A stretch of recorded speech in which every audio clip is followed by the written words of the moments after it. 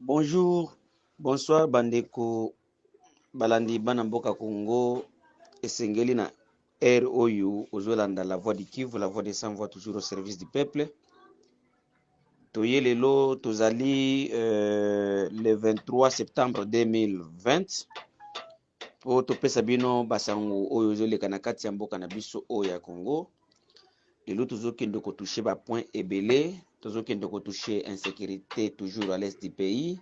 Tozokende kotouche voyage ya Félix Tshisekedi na est ya mboka. Tozokende pe kotouche insécurité toujours, biloko insécurité za ebele parce qu'il y a des tracasseries, il y a des soi-disant FARDC infiltrés, des Rwandais bao bazo menacer population. Bon, donc toza na bapo ebele tokokende kotouche na mokolo ya lelo le 23 septembre 2020. Bon, mes chers compatriotes congolais, information à Libosoza qui est Nakati, il y a province de Sud Kivu, dans le territoire de Fizi, secteur de Mwenga, et secteur de Nganja plutôt. Nakati ya cité ya Misisi, il y a toujours l'insécurité. Donc, chaque jour, au moins, Mutumoko, Tomi Bale, Bazo Kofa. Donc, il y a des banditismes, des voleurs, on peut les appeler les voleurs armés, mais c'est la population où ils ont Nakati, Mboka, Wana Balobi, Kenon, et ça, nde ba militaire ya force armée congolaise bangonde bazo koiba batu bazo iba ba creuser bazo ba commerçant jusqu'à ce que hier il y avait des manifestations et bembe ya mutu moko ba côté là qui il était quelqu'un qui fait oyo abanda kosala musala ya kotinda mbongo pe ko changer dollar na changer matière na ba franc congolais bayaki kokotela ye babomi ye il y avait eu 30 minutes ya crépitement de balles. Donc à intervention mon côté et yaki te il y avait c'était seulement à 0 mètre na ka ya ba FARDC mais intervention mon côté et yaki yango de population balobaki te non eloko oyo trop c'est trop, il faut to kende tozongi to kende na ebembe oyo et pas ya chef d'encadrement administratif po bakunda ebembe oyo epi biso population tobima na kati ya kare ya cité po tokende moto na moto akende kote na ye parce que insécurité ekomi makasi. Insécurité toujours eza signalé na kati ya zone ya territoire de Mwenga dans le secteur d'Itombwe. Bobino nyonso ke il y a beaucoup de villages à Itombwe dont bato bazalaki kimia bamosusu bakimaki bitumba, mais il y a des militaires les Rwandais qui s'est déguisés en FARDC qui sont dirigés par le colonel Willy et le colonel Saddam. Tous ces deux ici ce sont des Rwandais du père et de la mère. Bakei kuna donc à l'heure on a bisabino ça fait 4 jours bazota basse ba maman ko violer ko beta batu ko kanga batu keno ba bisa ba armes. Donc ces gens ici ce sont des Rwandais, ils veulent déstabiliser les Congolais pour que bazwa temps ya nani ya bandeko na bango bangumino na pigwa neo na redi tabar na forebu baya babo mabatu bakote wana. Donc je vous dis que les colonels de FARDC parce qu'ils ont des tenues militaires en FARDC, mais ce sont des Rwandais, Willy et Saddam. Ils sont dans le village de Etopo. Etopo est un village dans la Katia secteur Etombo, dans le territoire de Mwenga, dans la province du Sud Kivu. Donc ils sont en train de violer, tabasser les jeunes. Donc bapiniso nyonso ozoyoka kokanga mutu nani singa nani na ye appareil na ye appareil génital na ye. Donc basala biloko nyonso oyo population qui le population bandi koloba kenon il faut passer à la kaka autodéfense au bundana FARDC parce que ce n'est pas possible bando c'est la kenon FARDC soit disant FARDC de koyo ko libérer bango mais ba monique passe eleki mais après nos informations d'après nos informations ça kenon bazo pesa aval po bangumino ba kende kuna ba kende ko boma population yango to tindi déjà ba message et pas toute la jeunesse tous à la vigila. C'est soit disant là colonel Willy et Saddam il faut pas betama il faut que beta bango parce que tokoki kondimate ke noto yoko perdre ba famille boye pona quelques Rwandais oyo ba kotika na FARDC pour la tenir FARDC jamais dina biso avant après biloko mosusu et ya sima. Mes chers compatriotes, dans la même zone, dans la même forêt d'Itombwe, il y a eu il y a eu plus de 30 cas, il y a maladie, il y a choléra eza signalé na kati ya zone wana na kati ya zone de santé ya Itombwe. À l'heure où nous vous disons, il y a au moins plus de 6 morts na côté ya village ya Esambwa, Esani, Echika, Lotweko, et puis il y a d'autres cas qui ont été signalés na côté ya Etebenge. Etebenge est un village situé près ya rivière Elila, dans le secteur dans le territoire d'Itombwe, dans le territoire de Mwenga, secteur d'Itombwe, c'est dans la province du Sud Kivu. Mes chers compatriotes, batu oyo donc oyo bazui waka ba choléra eza batu oyo bakimaki massacre oyo makanika donc milice ya Rubero bazosala na kati ya plateau nde batu bakimaki na kati ya forêt d'Itombwe kuna pe bakei kozwa baka ya choléra. Donc awa tozoyebisa bino baza na assistance ata moko te, mutu oyo ya motema malamu akoki koya anede po asunga bango. Mes chers frères et sœurs congolais, lelo tozali mardi jour oyo mercredi lobi nde ezalaki jour monsieur Félix Tshisekedi alingaki aya na kati ya mboka ya Goma, précisément à l'est du pays dans la province du Nord Kivu, mais monsieur Tshisekedi ayaki te. Eza pona nini? Avant tobanda nanu ko commenter, vous savez que soki ozo kosa batu tango ozo kosa batu otelemi ozo kosa batu parce que tu es président, tu es gouverneur, tu es ministre, yeba ke batu wana bazo kanisa. Être président ne signifie pas que non, tu es plus intelligent ou bien tu es plus malin ou bien non. Yeba ke batu oyo nazo kosa bango boye bazali batu bamususu batanga teme bamususu baza ba chef de famille bamususu, donc mutu ba caractère nyoso ya batu eza na kati. Le plus grand président menteur du pays toyo komona ke eza monsieur Félix Tshisekedi. Pourquoi na lobi loko oyo monsieur Tshisekedi tango yaki na est pour sa première fois aza ba spécié bokozi aza la présidence publique, monsieur Tshisekedi alobaki aza prêt na kokufa pona est ya mboka. D'abord na parcours ya campagne électorale na ye alobaki que non azotia akotia base militaire ya munene na Beni pour que insécurité esila. Base wana militaire tomona yango te, tomona ta eloko moko te, donc ekoma nango kaka slogan na ye oyo bandoko loba na kati ya ba campagne électorale. Tango azwaki bokonzi aye alobi lususu kino aza prêt kokufa po est ezwa kimia. Tobandi komituna est-ce que tozozela sikoyo Tshisekedi akufa po biso tozwa kimia? Parce que tozana besoin ya kimia, tozana besoin ya Tshisekedi te, tozana besoin de ya paix. Tozana besoin de Tshisekedi te, tozana besoin ya paix à l'est du pays. Mais Tshisekedi, donc insécurité ayé s'aggraver de plus avec ses relations avec les Rwandais, Kagame, donc ils sont en train d'infiltrer les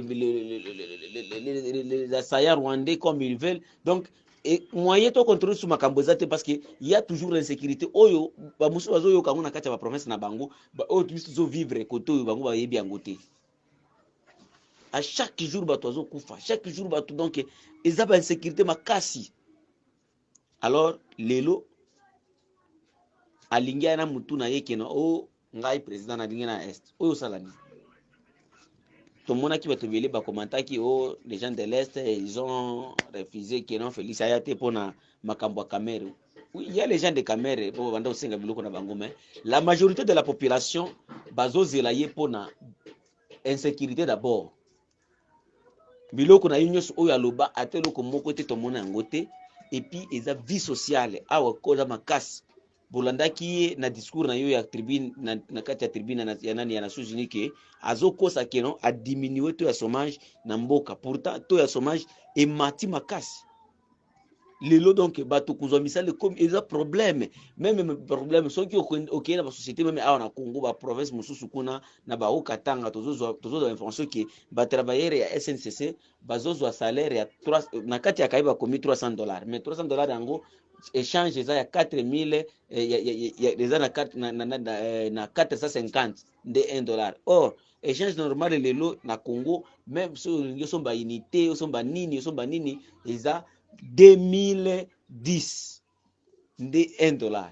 Alors yoko futa ozo sala 2010 yozo futa moninga na 45 omoniza kindokite.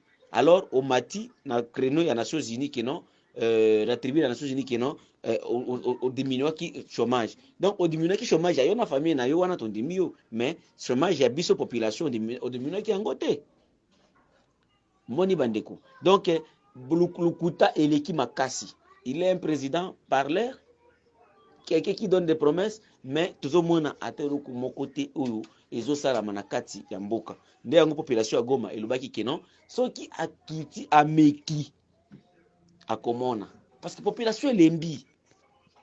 Population elembi nango. Population elembi trop c'est trop. To lembi. Bande koto sola kina habita moko ya ville ya Goma, to landa ye ndenge nini ayebisaki biso to tunaki ye pourquoi ezande nini, pourquoi baboyaki ki président aya na Goma te, to landa ye bino moko boyoka malgré azoloba na monoko ya Swahili to interpréter après, mais bolanda nanu ye ndenge nini alobaki. Jambo ndugu mtangazaji, ninaitwa Moize kutoka Goma. Ni sisi tunashangaa sana na serikali yetu kwa jinsi hali ya maisha inaendelea kuwa ngumu huku kwetu Nord Kivu. Tunashangaa sana sababu matokeo kabisa kulingana na vile rais alituambia wakati alipokuwa akichaguliwa iko tofauti sana. Kwa sasa kabisa ukiangalia hali ya maisha Goma iko ngumu. Amani hakuna, watu wanakufa kiolela. Wakati rais amechaguliwa ametuambia kwamba atajikaza, atakufa kwa ajili ya amani. Lakini mpaka sasa hiyo amani hatuipate. Ukiangalia mtaa wetu wa Nord Kivu na Sud Kivu, amani inaendelea kukosekana. Maisha yanaendelea kuwa ngumu. Dolari saa hii inakuwa dolari 10 iko 12,400 na 4 na 3 na 5, haina bei kamili. Maisha ngumu, frontiere zenyewe hazifunguliwi, hali ya kusafiri iko shida. Sasa rais tuko tunajiuliza kile kiambao ametuambia kwamba akichaguliwa ama akikaa kwa madaraka atatufanyia hiki amani, atatuletea amani, iko wapi atuione? Mpaka sisi wenyewe tunachanganyikiwa na hiyo amani, hatujui tutaipata wakati gani. Hivi hatuna kabisa hata haja ya kumuona. Tungependa tu akae huko na sisi tuendelee kukaa maisha yetu huku binafsi. Bolandi ndenge population lobike bango bazala besoin kutu ya komona yete et la fali atikala kaka kuna bango pe babibiro na bango parce que même ko voyager eza problème webi na est ya mboka awa bandeko tozo vivre pona ba pays voisins mususu donc bato ba bima bakende boye po bake même masango tozo kende kuzwa ba Tanzanie ba Burundi alors ko kende kuna eza difficile. Test ya corona $60 nana ko bimisa yango, donc vie est commis makasi, donc vie est commis pasi gouvernement. Donc bon, le monsieur il a fait un système ya kokosa un état de droit, mais il a des états ya kosala nani enrichir famille na ye, mais ba mususu bako ba umbu na bango yango bandeko. Population ya Goma ou bien la population de Kivu elobaki soki ameki akozwande akomona pourquoi mbwa eboya kuseka, parce que tozana besoin ya mutu te, tozana besoin ya ba costume ya mutu te, tozana besoin de ya kimia. Lui et ses frères rwandais là, ils sont en train de collaborer pour que waboma biso wa Congolais.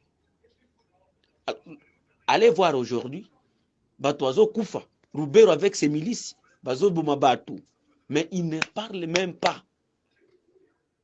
Bato bakufa ki le 16 juillet na Kipupu, yeye ko sala discours le 21 juillet, même kolobela moto, même ata kolobela telo komokote yango wana bandeko bomona kilelo na kati ya ville ya Goma. Bazoma na image de bato baboyi balobi soki ameki eza kutu makambo kamera te, eza vie insécurité na condition vie sociale ezalité, donc bato bazo souffrir to lembi na biso yango wana bandeko balandi na yaki la ligaki na ya pona yebisa bino pourquoi M. Tshisekedi akimi kokoma na est ya mboka ndenini bato balobaki kotoyo bolandaki ndenge population elobaki ke bango balingi kutu atikala kuna kaka bango pe batika parce que bazana besoin na yete, bazana arrivé na ye na Goma kosalela bato eloko te, atikala kaka kuna sikazali et puis ba relation na ye nande kona ye Kagame ezo sali la biso kotoyo insécurité makas. Le l'est du Congo pour le moment est contrôlé par l'armée rwandaise et est contrôlé par l'armée étrangère, donc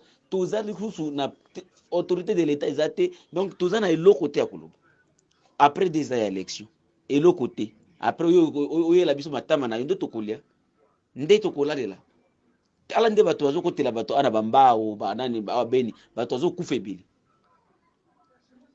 Mais personne n'en parle pas. Basiloga na yo na état major na kotina na est ambo eza wapi. Mais vous verrez quelqu'un fan parce qu'il vient de la même tribu du président de la République abzolo ba iloko oyo azo maîtriser ko tout. Parce que biso tozo mona koto est-ce que y pas na bino yo zo mona ngo. Mes chers compatriotes, Congo tozo kende malembe to kende ko changer. Et puis les politiciens congolais un jour beaucoup moins la population congolaise beaucoup moins ngo bolulu. Beaucoup moins ngo bolulu parce que population va zo la éveiller du jour au jour. Oicha ba bisa ki Steven Bikai ke tozana besoin ya loko ya na te tozana besoin kaka kimia manzanza na yo batole oyo memi loko memi tozana besoin na ngote tozana besoin ya kaka ya kimia. Bon mona kindenge population bandi ko changer. Un jour beaucoup se retrouver na ba administrateur oyo na ba bourgmestre na ba gouverneur totia ngo na kati ya sac toke ko baka na kati ya la Kivu. Nde jour siko na Kishasa kuna beaucoup za siko makanisa. Ah tozo sala mobilisation bato tozo mobiliser bato avec votre coalition des Rwandais ici oh les soi-disant Banyamulenge. Vous verrez qu'est-ce que nous allons faire. Oh les Tutsi, les gens qui changent toujours de tribu. Oh Tutsi Rwandais Congolais, oh Banyamulenge. Tuna hango siko ba pesa bino histoire ya mboka ezate. Nde yango wana bandeko balandi bana mboka Congo ezalaki ya bino la voix de Kivu, la voix de sans voix toujours au service du peuple. Ceux qui ont contacté biso, qui contacté biso na numéro na biso ya WhatsApp les plus 27 61 100 1356 ou bien koki ko comme la biso na email na biso la voix de Kivu 45 @gmail.com. Merci.